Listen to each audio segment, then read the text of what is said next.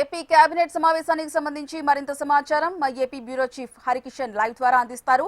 హరికిషన్, కాసేపట్లో చంద్రబాబు అధ్యక్షతన AP cabinet సమావేశం కానున్నట్టుగా తెలుస్తోంది. కేబినెట్ సమావేశంలో ఏ అంశాలపై చర్చించనున్నారు, అలాగే ఎల్పీజీ కొరతపై కూడా చర్చించే అవకాశం ఉన్నట్టుంది. సో దీనిపై చెప్పండి.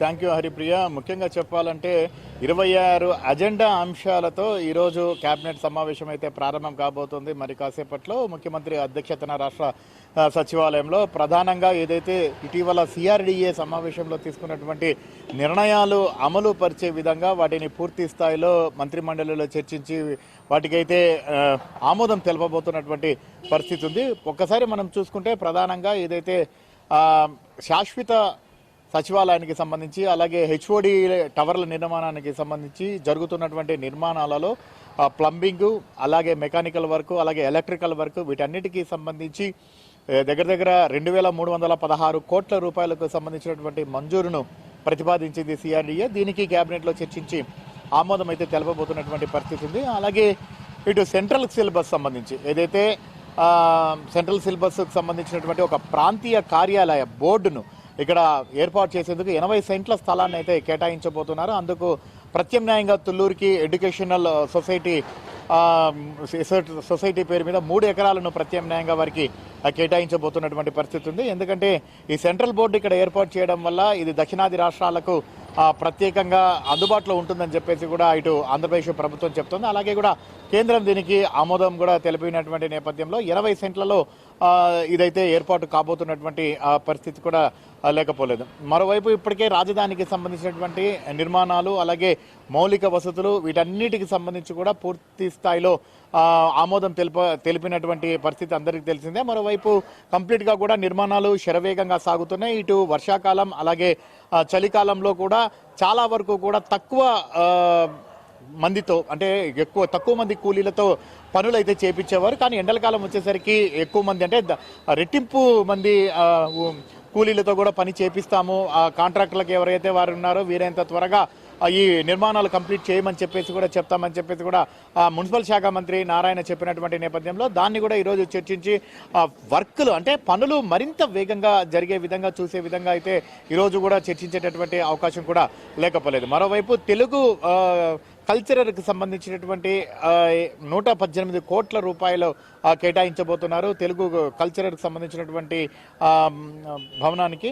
అలాగే ఇటు ఏదైతే మనం ఇందాక అనుకున్నట్లుగా యుద్ధం వల్ల ప్రస్తుతము ఆంధ్రప్రదేశ్లో ఏర్పడినటువంటి అనిశ్చితి ఏదైతే ఉందో, ముఖ్యంగా ఎల్పీజీకి సంబంధించినటువంటి కొరత ఏదైతే ఉందో దానికి సంబంధించి ఇప్పటికే ప్రభుత్వం ఒక క్లారిటీ ఇచ్చింది. ప్రధానంగా ఎక్కడ కూడా ఆంధ్రప్రదేశ్లో ఎల్పీజీకి సంబంధించినటువంటి కొరత లేదు.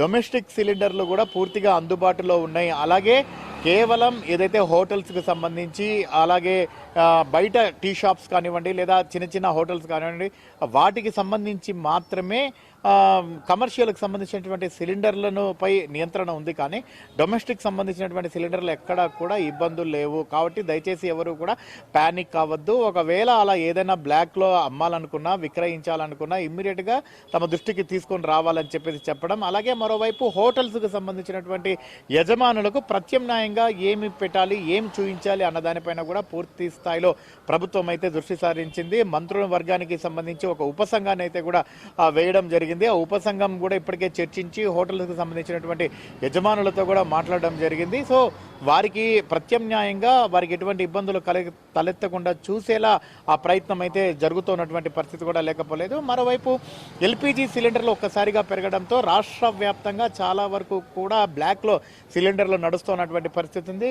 ఇటు హోటల్స్ కూడా తమ మెనూ కార్డును పూర్తిగా తగ్గించుకుంటున్నటువంటి పరిస్థితి కూడా లేకపోలేదు. మరోవైపు గుడ్లు ఏవైతే ఎగ్స్ ఉన్నాయో ఇవి ఎగుమతులు లేక పూర్తిగా కూడా ధరలు అమాంతంగా పడిపోతున్నటువంటి పరిస్థితి ఉంది. పౌల్ట్రీ పరిశ్రమ పూర్తిగా దిగాలు, అంటే పూర్తిగా కుదేలయ్యేటటువంటి అవకాశం ఉంది. సో దీనికి సంబంధించి కూడా పూర్తి స్థాయిలో ఇప్పుడు కేబినెట్లో చర్చించేటటువంటి అవకాశం కూడా లేకపోలేదు. మరోవైపు రొయ్యలకు సంబంధించి ఏదైతే ఆక్వాకు సంబంధించినటువంటి రంగం గతంలోనే అమెరికా తీసుకున్నటువంటి నిర్ణయాలకు సంబంధించి కుదులైనటువంటి ఆ రంగాన్ని మళ్ళీ కాస్తో కూస్తో ఆంధ్రప్రదేశ్ ప్రభుత్వం వెన్నుతట్టి ప్రోత్సహించి మళ్ళీ తెరపైకి తెచ్చింది. కానీ మళ్ళీ తాజాగా యుద్ధ ప్రభావంతో ఆ రంగం పైన మరింత ప్రభావం పడింది. సో దానిపైన కూడా ఏ రకమైనటువంటి చర్యలు తీసుకోవాలి అన్న దానిపైన కూడా ఈరోజు కేబినెట్లో చర్చించేటటువంటి అవకాశం కూడా లేకపోలేదు. వీటితో పాటు రాష్ట్ర వ్యాప్తంగా పలు పరిశ్రమలకు సంబంధించినటువంటి స్థలాలు కేటాయించడం, అలాగే ముఖ్యంగా ఇప్పటి వరకు కూడా స్థలాలు తీసుకొని ఏవైతే పరిశ్రమలు ప్రారంభించకుండా ఉద్యోగ ఉపాధి అవకాశాలు కల్పించకుండా ఉన్నటువంటి వాటిపైన పూర్తి స్థాయిలో దృష్టి సారించి దానికి కారణాలను కూడా తెలుసుకునేటటువంటి ప్రయత్నం చేయడం, అందుకు ఒకవేళ ఆ పరిశ్రమలో ఇంట్రెస్ట్ లేకపోతే తిరిగి ఆ స్థలాన్ని మళ్ళీ ఆ భూమిని మళ్ళీ ప్రభుత్వం స్వాధీనం చేసుకోవడం, లేదు వాళ్ళు కట్టేటటువంటి ఇంట్రెస్ట్గా ఉంటే మరింత సమయం వాటికి కేటాయించడం. సో వీటన్నిటికీ సంబంధించి కూడా చర్చించేటటువంటి అవకాశం కూడా లేకపోలేదు. మరోవైపు ఈ ఏదైతే ఎల్పిజికి సంబంధించి మాత్రం క్లియర్ కట్గా ఇన్స్ట్రక్షన్స్ అయితే ప్రభుత్వం ఇప్పటికే ఇచ్చింది, మంత్రివర్గ ఉపసంఘాన్ని కూడా వేసింది. ఈ రోజు అధికారులకు కూడా అంటే కేబినెట్ లో చర్చించి అధికారులకు కూడా ఒక స్పష్టమైనటువంటి ఆదేశాలు జారీ చేసేటటువంటి అవకాశం కూడా లేకపోలేదు. మన కేంద్ర ప్రభుత్వం ఇప్పటికే కూడా ఎస్మా ప్రయోగించింది గ్యాస్ సంబంధించినటువంటి దానిపైన కూడా. ఇటు అలాగే ముడి చమురు కూడా పెద్ద ఎత్తున బ్యారెల్స్ బాంబేకి చేరుకున్నాయి కాబట్టి ఎవరు కూడా ఆందోళన పడాల్సిన అవసరం లేదు. ఎక్కడ కూడా నిల్వలు అనేవి హ్యాపీగా 2 నెలల వరకు ఉన్నాయి కాబట్టి సంతోషంగా ఉండండి, ఎవరు కూడా ఇబ్బందులు తలెత్తకుండా చూసుకోండి అని చెప్పేసి కూడా ప్రభుత్వం చెప్తున్నటువంటి నేపథ్యంలో దానిపైన మానిటరింగ్ కి ప్రత్యేకంగా అధికారులకు స్పష్టమైనటువంటి ఆదేశాలు ఈరోజు ఇచ్చేటటువంటి అవకాశం ఉందని చెప్పేసి కూడా భావిస్తున్నారు. సో 26 అంశాలకు సంబంధించినటువంటి అజెండాలతో పాటు ఏదైతే ఈ తాజా రాజకీయ పరిస్థితి పైన కూడా చర్చించేటటువంటి అవకాశం కూడా లేకపోలేదు. Haripriya. Right, thank you Harikishan.